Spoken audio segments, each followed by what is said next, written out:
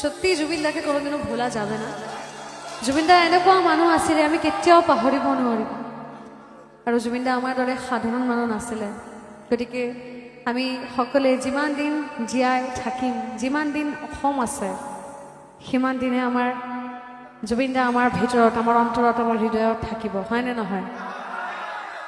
আমি একেলগে কম, জয় জুবিন দা, জয় জুবিন দা, জয়।